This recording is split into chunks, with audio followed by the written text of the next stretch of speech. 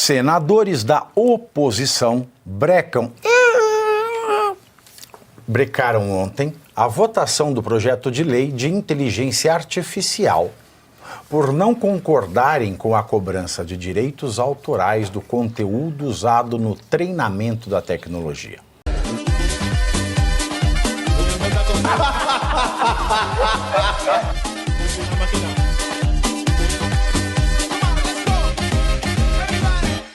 Senadores da oposição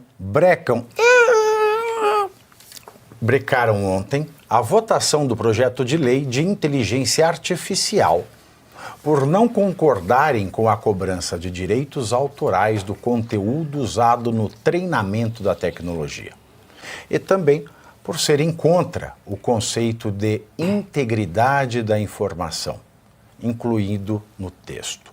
Esse mecanismo deve determinar o nível de confiabilidade, precisão e consistência das informações.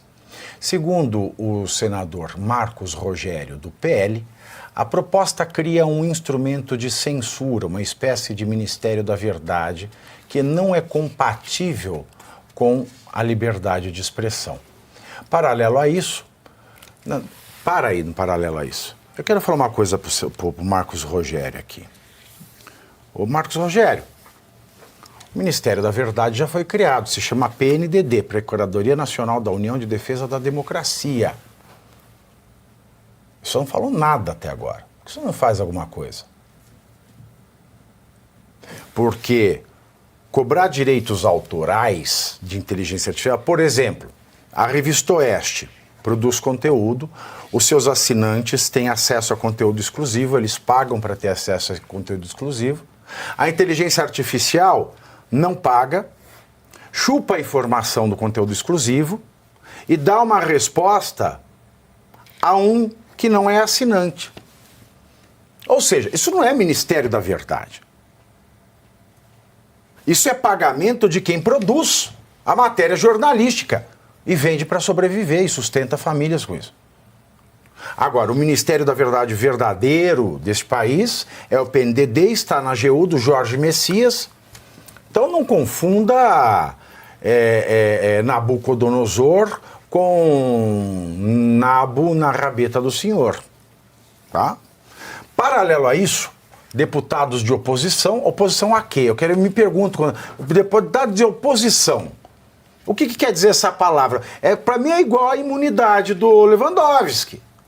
Falar em parlamentares de oposição, para mim, é igual a imunidade para o Lewandowski, que é absoluto para o Lewandowski. E democracia para o Lula. Bom, mas vamos lá.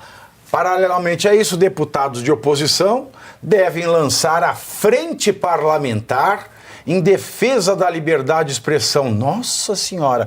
O grupo presidido pela deputada federal Júlia Zanatta terá o objetivo de acompanhar e fiscalizar propostas que tratam sobre o tema, incluindo anistia aos envolvidos do 8 de janeiro e leis para frear o TSE. O que é isso aí?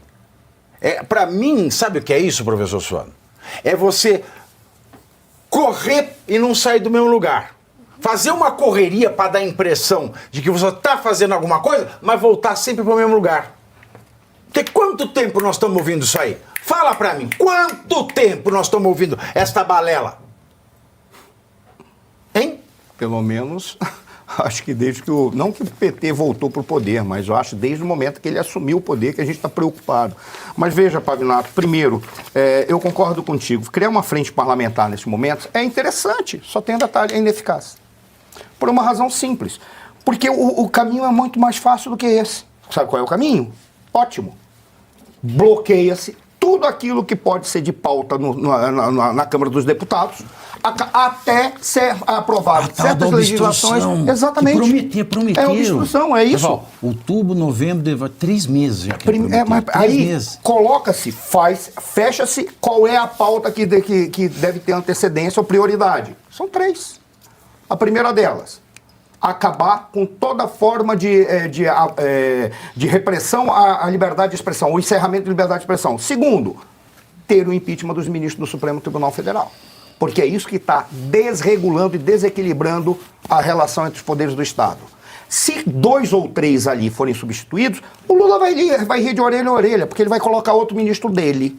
Mas só que tem um detalhe, mas pelo menos... Ele não coloca, se o Senado não quiser, ele não coloca. Mas é por isso que é o legal, porque se uma vez eles conseguem impedir, o Lula vai rir de orelha a orelha, mas vai ter que negociar os seus ministros. Por qual razão? Porque a negociação que é feita é apenas negociação de eu vou liberar cargos, vou liberar emendas, vou liberar o quê? Aí não, ele vai ter que negociar para dizer o ministro mas isso que virá... é inconstitucional. Eu sei, mas o problema todo é que mesmo que É que a gente normalizou a corrupção. Mas aí é que está o detalhe. A gente normalizou a corrupção da mesma maneira que o pai, o padrasto pedófilo, normalizou o abuso e o estupro. Mas tem um detalhe, Pavinato. Por mais... Isso aí não é normalizar a corrupção. É trabalhar dentro desse sistema que, por incrível que pareça, isso não é corrupção. Porque o sistema autoriza. Só que a gente tem que ter capacidade de jogar com as regras do sistema e ir para o público e dizer as regras que a gente quer são essas. O que seria o terceiro ponto. Fazer uma alteração, tanto regimental quanto na regulação das relações entre os poderes. Serão esses 3 pontos. É muito fácil. Aí eles vão criar uma frente parlamentar para negociar as pautas que eles acham de projetos de lei para defender a liberdade de expressão. É simples. Obstrua aquilo que vem do Senado e aquilo que vem do governo. Acabou. A partir daí diz, são essas as regras, as leis que a gente quer que sejam aprovadas nesse momento. E dentre elas, a gente exige do Senado que dê um impeachment de pelo menos 3 ministros do Supremo Tribunal Federal que mostram que eles se sobrepõem ao Supremo. Que eles acham que o Estado é eles acham que a política é eles acham que a ideologia são eles. Tudo são eles. Tem um que fala de si como Júlio César, na terceira pessoa. Júlio César, quando se referia a si, dizia o grande homem. Aqueles que tiveram oportunidade, leiam um Asterix, tem até uma piada em que um cara está do lado de Júlio César e quando o grande homem, o cara... Quem é o grande homem? É dele, porque ele só se fala de si na terceira pessoa. O cara, sim, o grande homem. É assim que as pessoas trabalham lá. Tem um que fala de si na terceira pessoa. Grande homem! Mas veja, aí é que está o grande problema. Eles deveriam trabalhar naquilo que há de concreto. Isso... Prefiro trabalhar no que há de couro. Só para encerrar, isso está dentro da lógica do que tem lá em Brasília. Como é que Brasília funciona? Quando você não quer chegar a lugar nenhum, que vem a reboque do que você falou de fazer apenas a pantomima para fazer de conta tá fazendo algo.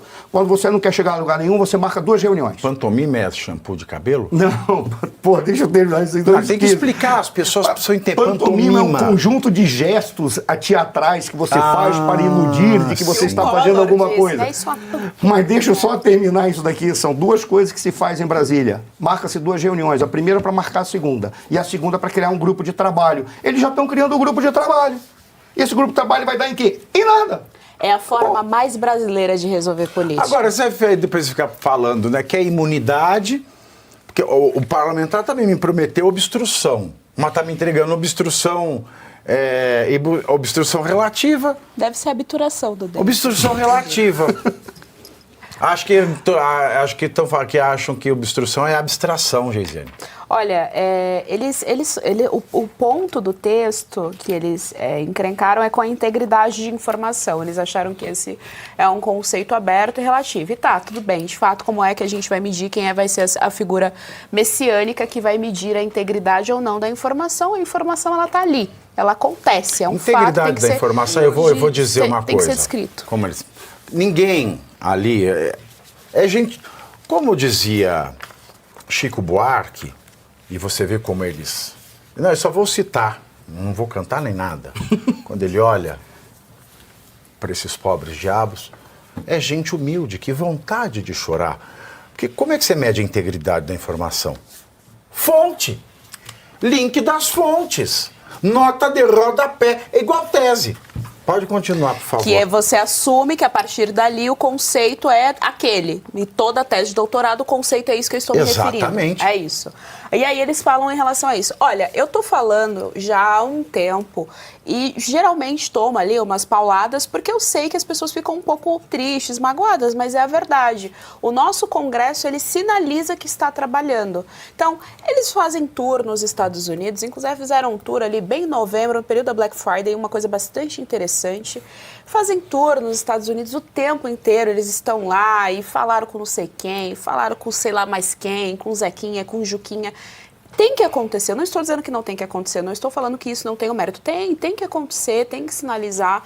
O Brasil, ele precisa ter o reconhecimento internacional de que aqui existe uma ditadura. Isso é importante, isso pode nos ajudar de alguma forma. Trump ganhou. O que nós falamos aqui nessa bancada desde o dia que o Trump assumiu?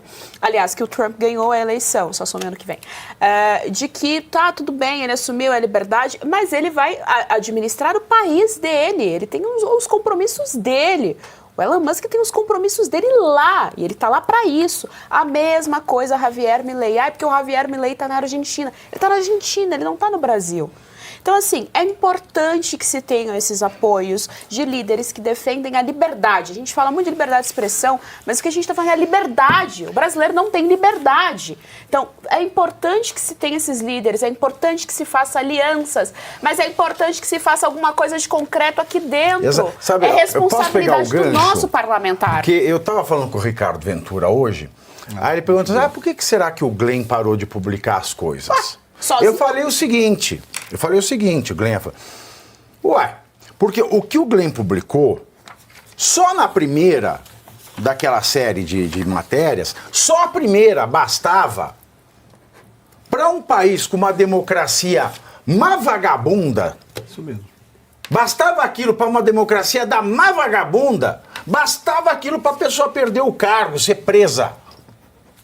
Aí a pessoa começa a ficar encurralada, tem filho, criança, recebe um telefone. Para que ele vai continuar a fazer essa denúncia se aquilo que ele já denunciou seria grave o suficiente numa democracia de verdade para escorraçar da vida pública aquele que foi pego?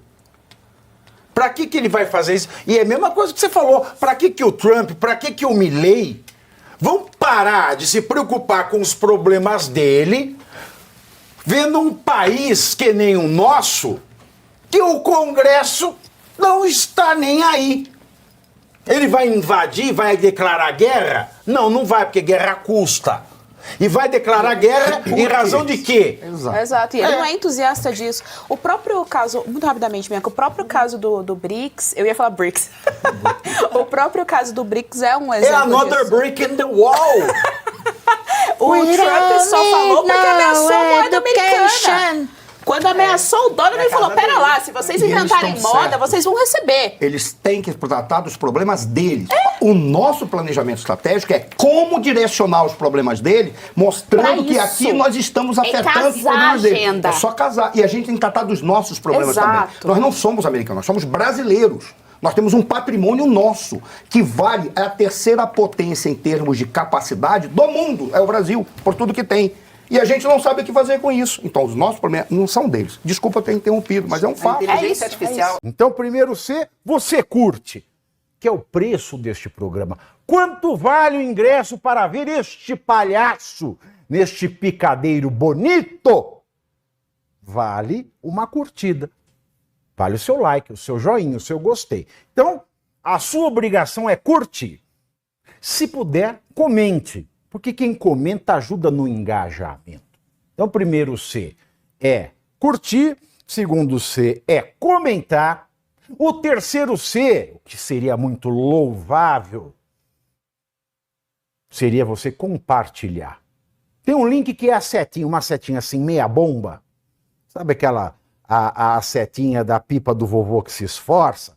Você vai lá, copia o link, cola no seu Orkut, no seu Facebook, no WhatsApp, no Telegram, manda sinal de fumaça, pombo correio, não é pombo correio do banheiro, é o pombo correio que leva as mensagens, você passa para todo mundo que você gosta, para quem você não gosta, você também passa. Então, ó, curtiu, comentou, compartilhou, e se puder, se quiser, se o seu bolso comportar, e se seu coração assim permitir, contribua com este programa que vai substituir o Jornal Nacional. Olha que pretensão maravilhosa, hein?